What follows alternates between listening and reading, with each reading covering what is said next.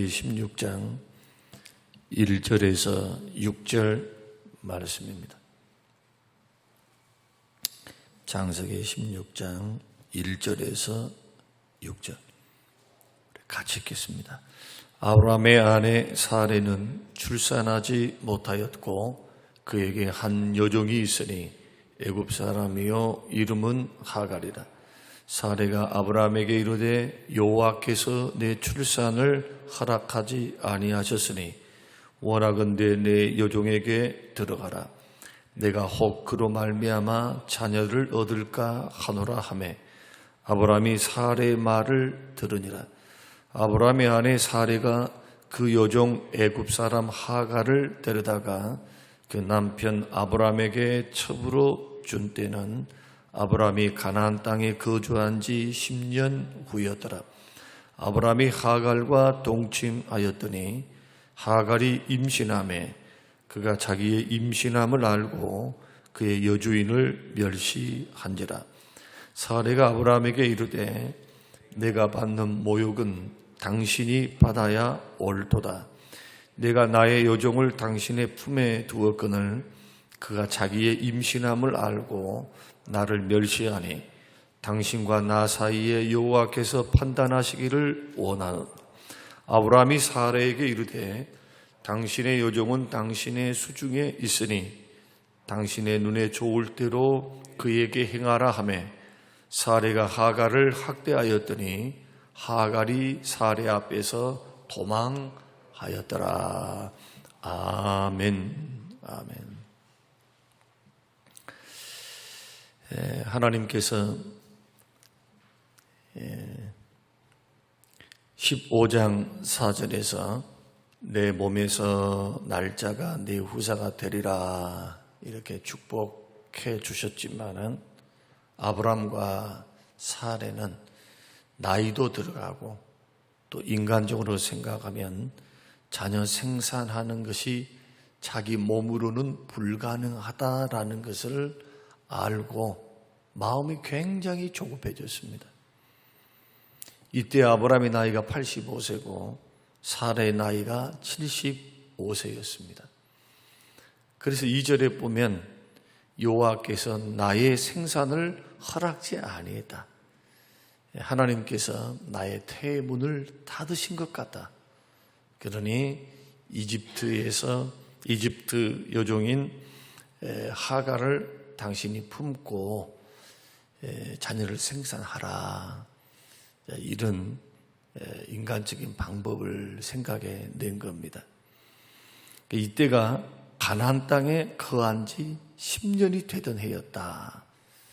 그 10년 동안 318명의 군인을 대동해서 연합군을 물리치기도 했고 또 12장에서는 이집트에서 파라오를 하나님께서 징계하사 극오대에서 큰 부자가 돼서 돌아오기도 하셨고 돌아와서도 롯과 헤어지는 일들이 있었고 그때 하나님께서 롯이 떠나자 나타나셔서 동서남북으로 보라.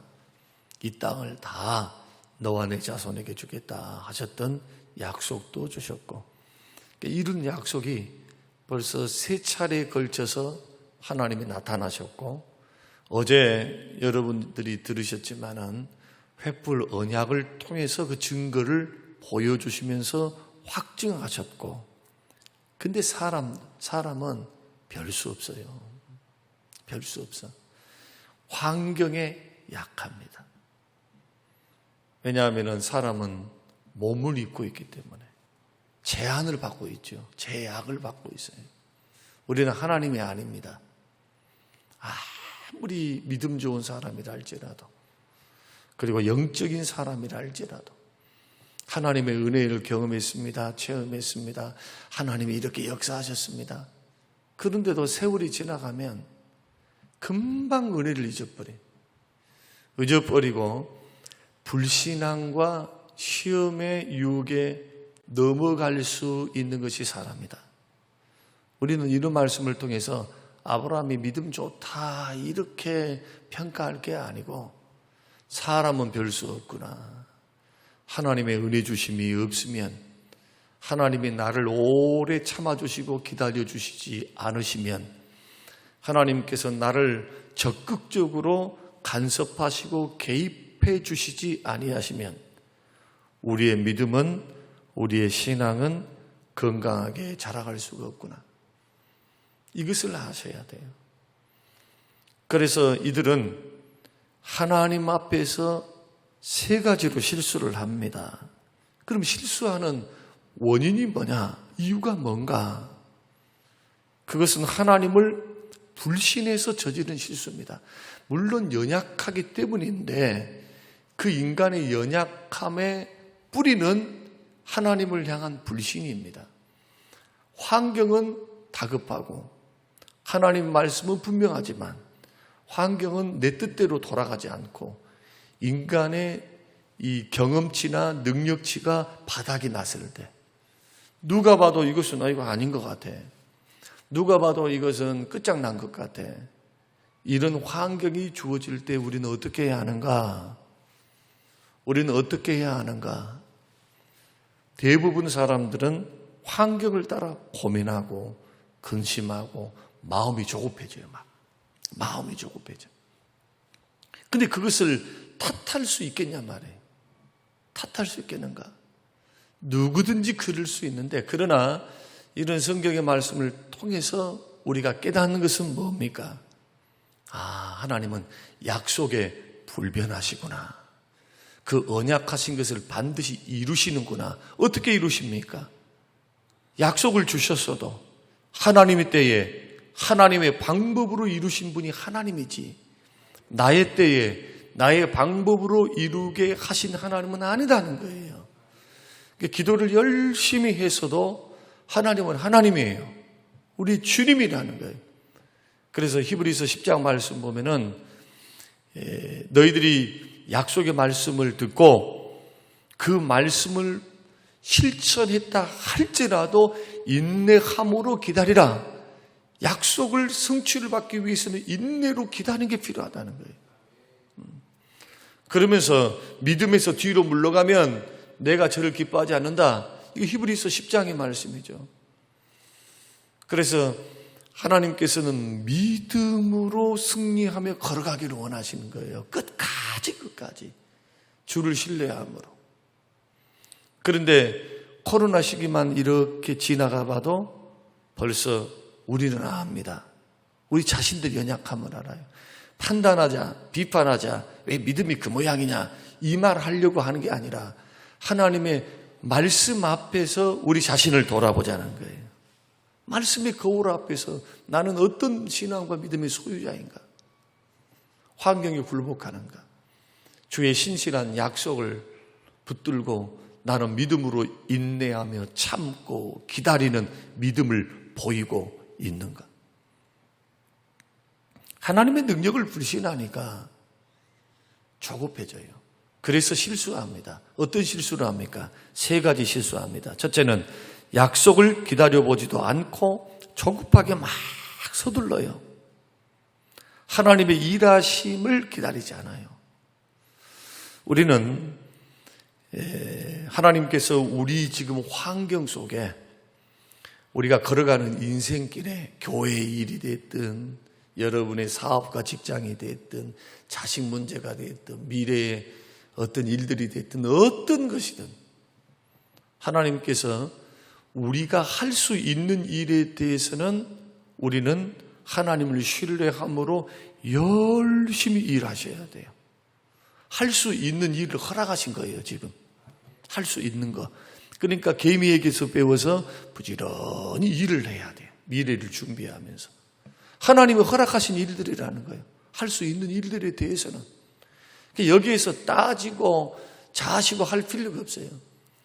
이것이 하나님의 뜻이 분명하고 하나님의 영광을 드러내는 일이고 죄 짓는 일이 아니고 덕을 끼치는 것이고 미래를 위한 나의 준비이고 그리고 열심을 품고 주를 섬기는 일이라면 열심히 최선을 다해서 준비해서 여러분 일하셔야 돼요.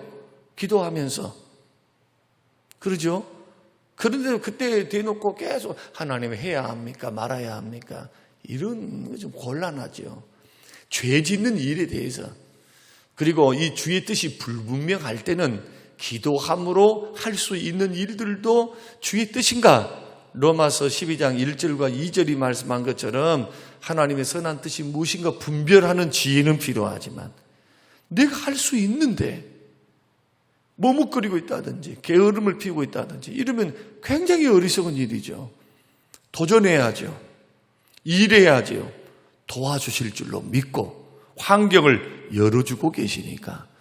그러면 수고의 열매를 먹고 또 하나님께서 축복의 길로 우리를 인도하시는데 불가능한 일들이 있어요. 내 능력 밖의 일들이 있다는 거예요. 아무리 하려고 해도 안 돼. 힘들어요. 동서남북으로 막혀 있습니다.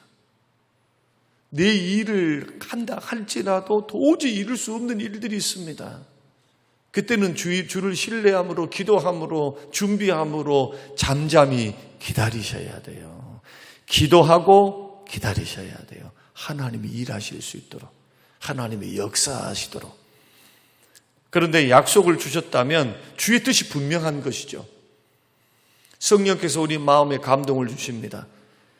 읽었던 말씀이 내 마음에 레마로 들어왔습니다. 그 말씀이 자꾸 떠나지 않습니다. 마음의 신비에 새겨졌습니까? 뭡니까?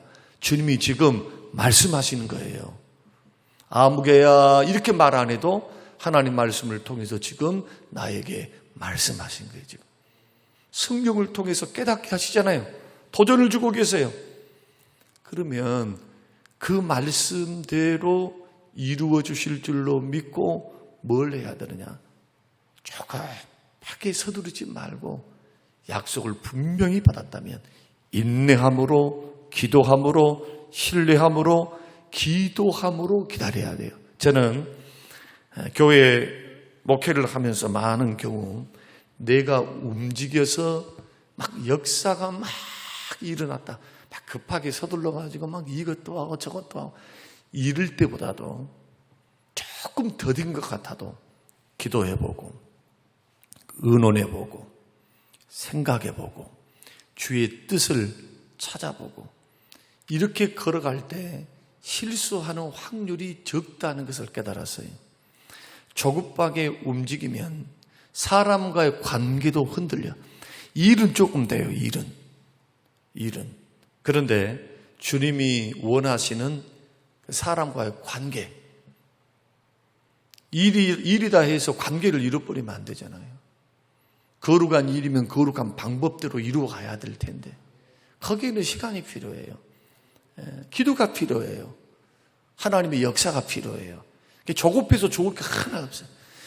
기독교 신앙에서는 인내할 때 축복을 받습니다. 인내의 결과는 너무 좋아. 고난 중에도 참으면 하나님의 기적을 봐요. 하나님 가만 계시지 않습니다. 하나님 살아계세요. 보고 계십니다. 일하고 계십니다. 그래서 약속을 기다려보지도 않고 조급하게 서두른 것은 실수다.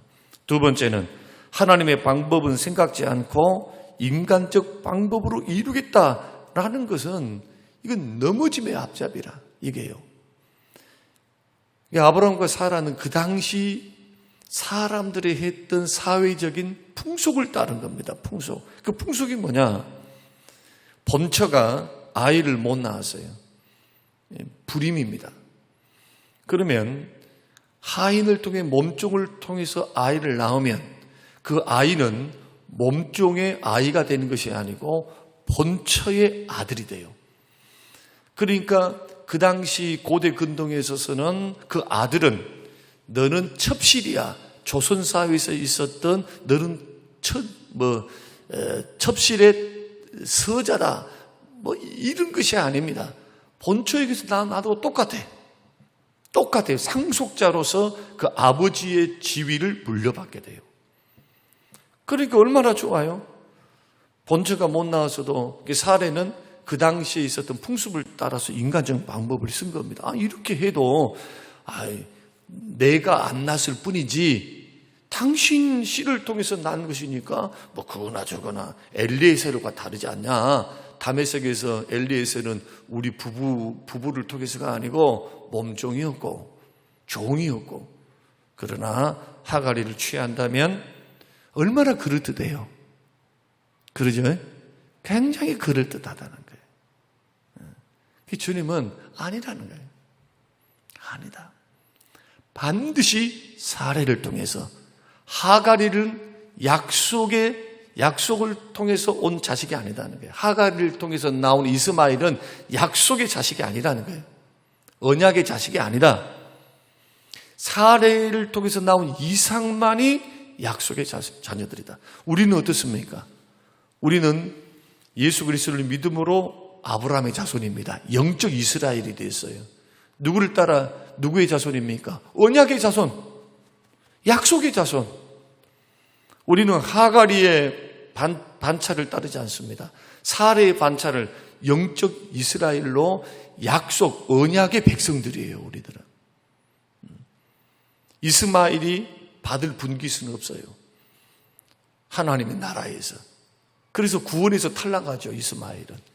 이삭의 반차를 통해서, 이삭의 계보를 통해서 나오는 하나님의 나라의 12지파, 야곱의 12아들을 통한 12지파를 통해서 하나님은 하나님 나라를 세워가신 것을 보십시오. 구속사의 큰 흐름입니다. 그래서 우리가 아무리 힘들고 어려워도 좀 더디 간다 할지라도 자꾸 물어야 돼요. 하나님이 기뻐하실까? 하나님의 방법일까? 제가 이 조합일을 이렇게 하면서 경험이 부족해서 이런저런 일들을 하면서 참 죄송스럽게도 저는 지혜라고 생각하고 노력이라고 생각했는데 곰곰이 뒤돌아보니까 참 인간적인 방법이었구나, 이런 생각을 하게 되었어요. 물론 이게 한 1년여 전에 있었던 후회스러움이었는데, 물론 하나님은 그럼에도 불구하고 합력하여 선을 이루어 가실 줄로 믿습니다. 그 과정에 있어서 제가 크게 회개하고 하나님 앞에 이 문제를 놓고, 다 밝힐 수는 없지만 이 문제를 놓고 하나님 앞에 정말 회개하고 무릎 꿇고 기도했던 때가 있어요. 여러분들은 모르시지만 하나님 은혜 주세요. 이 문제 통해서 하나님 영광 가리우지 않게 해주세요. 하나님 도와주세요. 근데 하나님은 선하게 인도하셨고 그 문제는 눈 녹듯이 사라졌어요.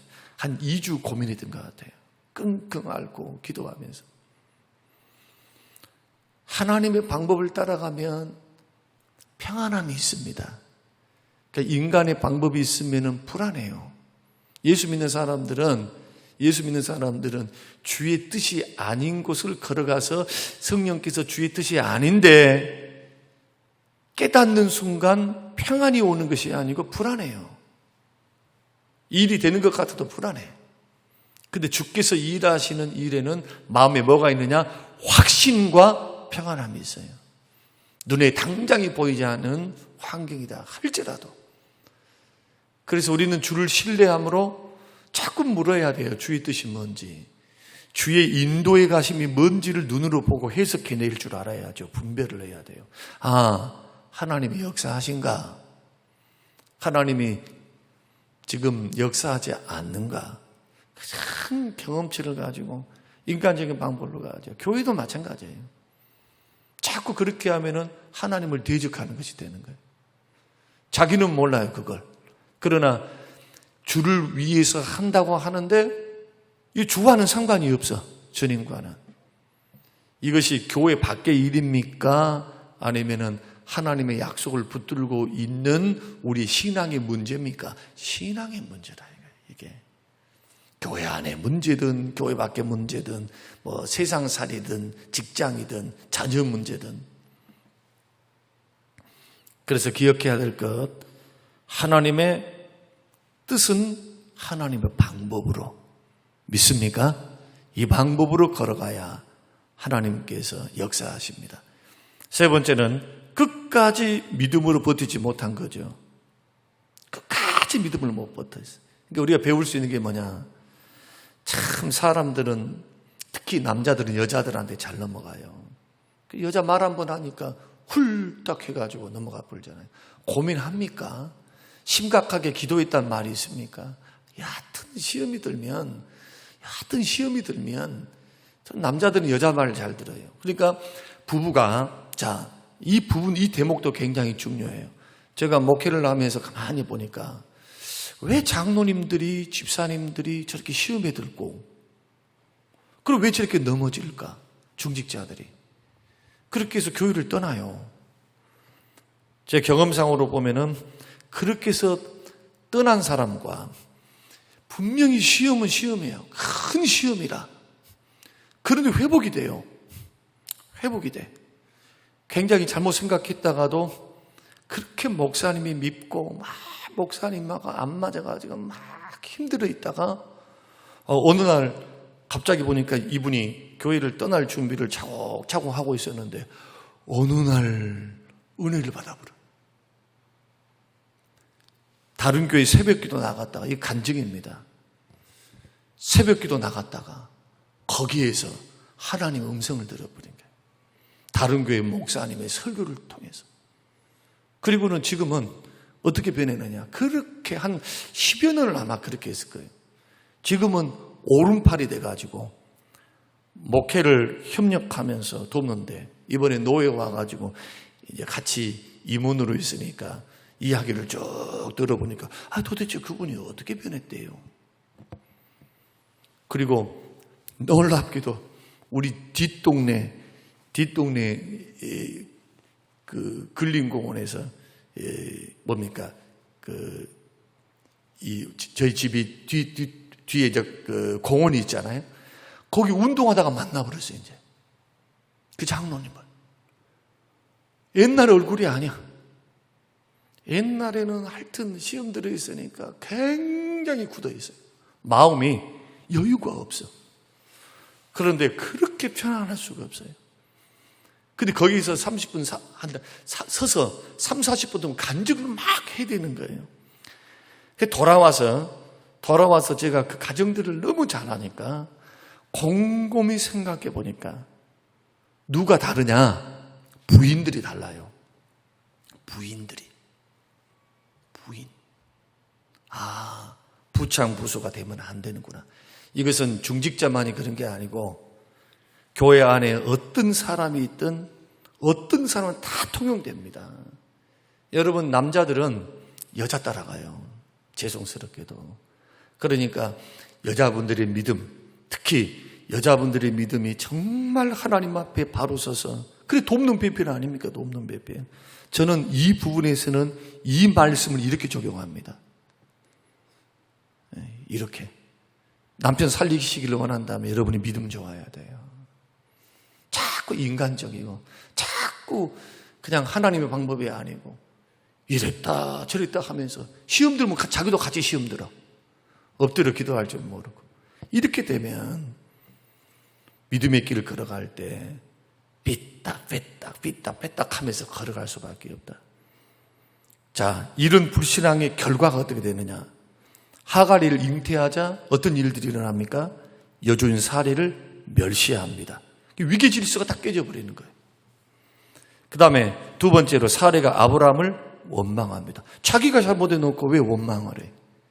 그 원인은 자기인데. 그러니까 사람은 보니까 이 사람의 이 죄성은 뭐냐 하면은 자기가 잘못해놓고 자꾸 남에게 원망해요. 그리고 은혜 받았다는 것은 뭐냐 하면 사람이 어떨 때 회복돼 돌아오느냐, 탓을 남에게만 초점을 맞추면 그런 사람은 못 돌아와요. 그런데 자기의 잘못을 깨닫는 사람들은 자기 잘못을 수용하고 인정하고 깨달은 사람은 돌아옵니다. 그래서 죄성이 있으면 하나님의 은혜가 딱 거두어지면은 남만 보여요. 남만. 자기 잘못은 하나도 없어. 여기서 보십시오. 자기 잘못하는가? 벌써 그냥 화가 나가지고 멸시를 받으니까, 종한테 멸시를 받으니까 다른 거 안 보인단 말이죠. 자꾸. 막 해대는 거예요. 그러면은 아브라함은 어떻게 하느냐? 아브라함은 꼼짝도 못해. 꼼짝도 못해. 그런 일들이 있습니다. 그래서 사람 사는 것이 이런데 은혜를 베푸는데 화로 돌아올 때가 있고 시기 질투 분쟁이 막 일어날 때가 있어요. 이런 거 조심해야 되고 그 다음에 사례가 하가를 어떻게 합니까? 학대하죠. 6절 말씀은 견디다 못해 도망갑니다. 한마디로 말하면 고통, 불행, 아픔, 인간적 하나님 방법을 떠나서 인간적인 방법을 해나가면 언제나 거기는 불행이 찾아온다. 고난이 찾아온다. 고통이 있다. 우리가 이런 말씀을 기억하면서 오늘 1절에서부터 6절 말씀 우리가 읽고 들으면서 이게 한순간에 될 것 같아도 여러분 이 말씀이 자꾸 새겨져서 신앙생활 해나갈 때 큰 도전이 되시길 바라고요. 저도 그런 판단들을 이렇게 해나갈 때 중요한 것은 뭐냐면 빨리 고치거든요. 그래서 빨리 엎드려요. 빨리. 저는 이렇게 됐을 때 이대로 계속 가면 끝까지 가게 되면은 이것이 결과가 지고 이기고 문제가 아니고 하나님이 축복을 거두신다는 걸 너무 잘 알아요. 그러니까 이런 부분들이 있을 때마다 우리는 하나님의 뜻과 방법을 따라 걸어가기를 힘쓰며 걸어가는 하나님의 사람들이 다 되시기를 주님의 이름으로 축원합니다.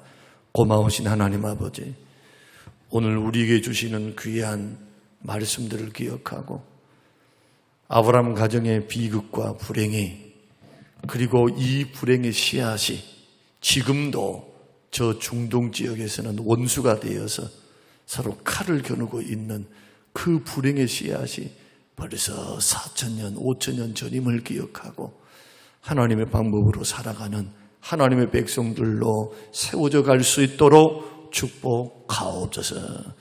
감사드리며 예수님 이름으로 기도합니다. 아멘.